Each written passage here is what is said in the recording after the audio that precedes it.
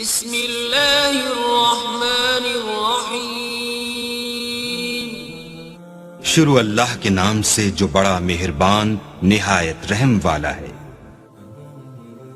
میں برکت کا ایک بہت بڑا ذریعہ شکر ہے۔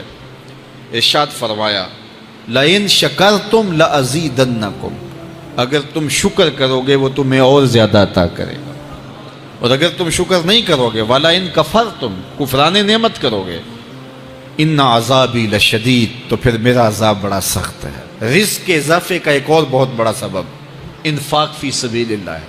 اللہ فرماتا ہے جو تم خرچ کرتے ہو تو جو چیز تم نے نکال دی اس کی جگہ اللہ تمہیں اور عطا کر دیتا ہے۔ بعض کا ہمارا یہ ہوتا ہے کہ کوئی آدمی مالی بحران میں آ گیا تو وہ کرتا کیا ہے کہ جو راہ خدا میں دینے کا کھاتا تھا پہلے اسے کلوز کرتا ہے۔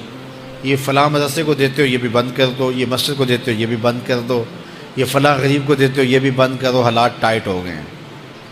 لیکن 5 گاڑیاں ہیں تو 2 گاڑیوں پہ گزارا کر لیا جائے، پیٹرول بچے، یہ نہیں ہو سکتا۔ گھر کے لچھن وہی ہیں لیکن بند کہاں سے کیا؟ جہاں سے رزق آنا تھا۔ ہمیں تو یہ حکم دیا ہے جب رزق تنگ ہونے لگے صدقہ دے کے رب سے کاروبار کر لو، صدقے سے تمہارے رزق میں اضافہ ہوگا۔ یہ رب کا وعدہ ہے اور اللہ کے وعدے جھوٹے نہیں ہو سکتے۔ رزق کی برکت کا ایک اور بہت بڑا ذریعہ النکاح ہے۔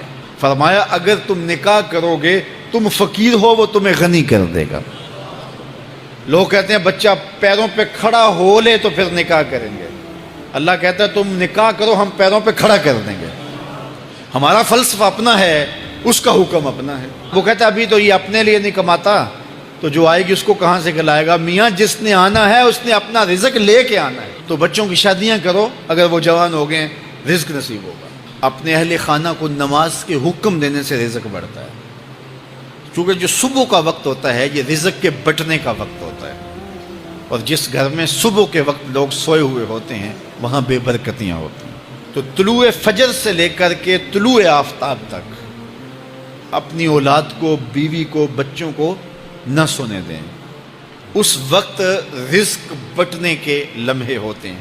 کثیر دعائیں مانگیں، تلاوت کلام مجید پڑھیں، اور نماز فجر مرد حضرات مسجدوں میں جا کے باجماعت ادا کریں، اور گھروں میں جو ہے وہ بیٹیاں بہنیں مصلے بچھا لیں تو اللہ کی رحمتوں کا نزول ہوگا۔ اب ایک حدیث میں رزق کے اضافے کا ایک اور نسخہ ارشاد کیا گیا۔ میرے حضور نے فرمایا جو شخص یہ چاہتا ہے کہ اس کے رزق میں برکتیں ہوں اور اس کی عمر میں اضافہ ہو تو وہ اپنے رشتہ داروں کے ساتھ سلوک اچھا کرے۔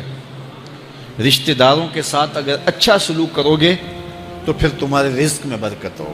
غریب ہیں تو ان کی مدد کرو، ان کی بیٹیوں کی شادیاں اپنے ذمے لے لو اگر اللہ نے آپ کو وسعت دی ہے، ان کی پریشانیاں بانٹ لو، ان کا قرضہ ہے تو اتارنے کی کوشش کرو، ان کو مشکلات سے نکالنے کی کوشش کرو۔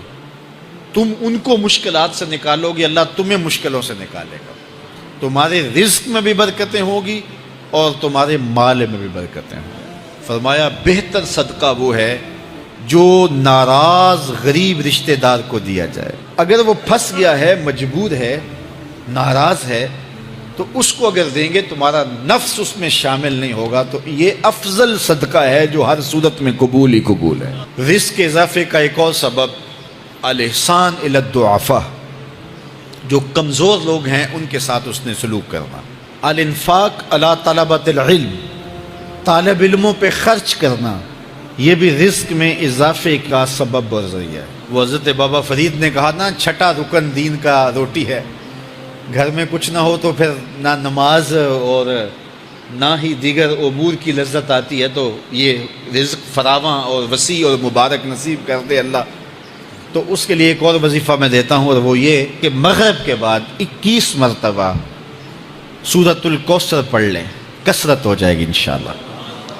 اول خدوشی پڑھ لیں، 5-7 منٹ لگتے ہوں گے، تو سورہ کوثر 21 مرتبہ روزانہ مغرب کی نماز کے بعد پڑھیں، اور اگر بہت زیادہ مسائل ہیں تو ہر نماز کے بعد پڑھ لیں، تو انشاءاللہ آپ دیکھیں گے کہ گھر میں برکتیں اترتی محسوس ہوں گی، انوار کا نزول ہوتے محسوس کریں گے۔ تو یہ وہ رزق کے اسباب ہیں، اگر ہم اختیار کر لیں تو ہم اللہ کی خاص رحمتوں کے حقدار ہوں گے۔ اللہ ہم سب کو رزق حلال رزق وسیع، رزق سہل، رزق مبارک، رزق فراواں نصیب فرمائے۔ علیہ السلام پر درود پڑھنے سے انسان خود سنورتا ہے اور اللہ کی رحمتیں اس پر نازل ہوتی ہیں۔ علماء نے لکھا ہے کہ درود اللہ کی بارگاہ میں ایک دعا ہے جو اللہ کی بارگاہ میں عرض کی جاتی ہے، اے اللہ، نبی رحمت صلی اللہ علیہ وآلہ وسلم پر رحمتوں کا نزول کر۔ تو کوئی یہ دعا مانگے کہ اے اللہ اپنے نبی پر رحمتوں کا نزول کر، تو کیا اللہ تعالیٰ اس کی یہ دعا قبول نہیں کرے گا؟ تو درود ہر صورت میں قبول ہے۔ تو اس کا جو فائدہ ہوا کہ جس نے ایک مرتبہ حضور کے لیے اللہ کی بارگاہ سے رحمتوں کی دعا مانگی، تو اس کے مانگنے سے محبوب علیہ السلام پر کتنی رحمتوں کا نزول ہوا وہ تو اللہ جانتا ہے، یا جس محبوب کریم پہ نزول رحمات ہوتا ہے وہ جانتے ہیں، لیکن جو ہاتھ اٹھا کے دعا مانگے، جو ہاتھ باندھ کے درود پڑھے، ایک مرتبہ درود پڑھنے سے اللہ کی 10 رحمتیں اس پر نازل ہوتی ہیں۔ تو جو مسلسل درود پڑھے جا رہا ہے تو پھر رحمت کی برسات ہوتی ہے اس کے اوپر۔ رسول کریم صلی اللہ علیہ وآلہ وسلم نے ارشاد فرمایا، تم جہاں بھی ہو میرے اوپر درود پڑھو، تم جہاں بھی درود پڑھتے ہو وہ میرے تک پہنچتا ہے۔ صبح پڑھو، شام پڑھو، دوپہر پڑھو، دن کو پڑھو، رات کو پڑھو، نماز سے پہلے پڑھو، نماز کے بعد پڑھو، محفل کے آغاز میں پڑھو، محفل کے دوران پڑھو، محفل کے اختتام پہ پڑھو، مسجد میں پڑھو، گھر میں پڑھو، جہاں بھی میرے اوپر درود پڑھو گے، جیسے بھی میرے اوپر درود پڑھو گے، فرمایا میرے تک پہنچتا ہے۔ ہر شخص یہ چاہتا ہے کہ میں حضور کی قربت پاؤں، حضور کا قرب مجھے ملے، اور اگر کسی کے سینے میں یہ آرزو نہیں ہے تو اس کے سینے میں دھڑکنے والا دل کسی مومن کا دل ہی نہیں۔ یہ میری بھی آرزو ہے، گناہگار ہونے کے باوجود آرزو ہے، آپ کی بھی آرزو ہے۔ آرزو تو کی جا سکتی ہے، چونکہ کرم ہوتے دیر نہیں لگتی، وہ جس پہ چاہے کرم فرمائے۔ تو اگر قربت حاصل کرنی ہے تو پھر اس کا طریقہ کیا ہے؟ رسول کریم صلی اللہ علیہ وآلہ وسلم نے ارشاد فرمایا، قیامت کے دن میرے سب سے نیڑے وہ ہوگا جو سب سے زیادہ میرے اوپر درود پڑھتا ہے۔ تو جتنا درود حضور پہ زیادہ پڑھو گے، قیامت کے دن اس قدر حضور کی قربت نصیب ہوگی، اور حضور کی چادر رحمت کی ٹھنڈی چھاؤں ملے گی، جام کوثر نصیب ہوں گے، اور جہاں حضور ہوں گے وہاں قیامت کے دن کی سختیاں نہیں ہوں گی، وہاں دامن محبوب کی ٹھنڈی ہوائیں ہوں گی۔ تو حضور علیہ السلام پر کثرت سے درود پڑھنا یقیناً یہ دکھوں کو دور کرنے کا علاج ہے، اور یہ دنیا آخرت کی بہتریوں کی ضمانت ہے۔ حضرت ابو ہریرہ رضی اللہ تعالیٰ عنہ سے روایت ہے جو امام ابو داود نے اپنی سند سے روایت کی ہے۔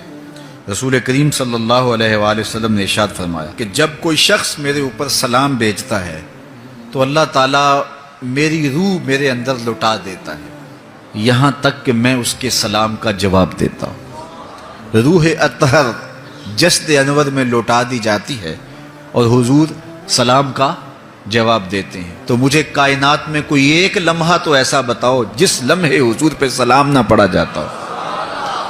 وہاں روضہ رسول پہ چلے جائیں تو وہاں لمحہ لمحہ سلام کے گجرے ہیں، کائنات کے جس گوشے میں چلے جائیں درود و سلام کے جو ہیں وہ گجرے ہیں۔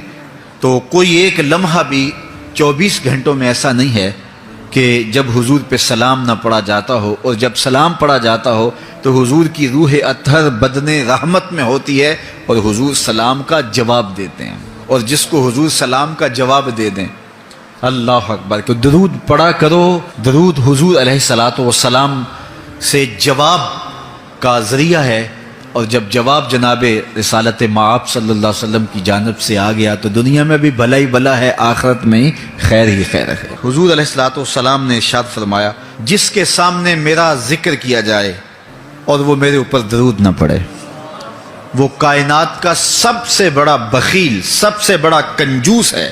ہم بخیل تو نہیں ہیں، تو پھر پوری یکسوئی کے ساتھ چند مرتبہ حضور پہ درود شریف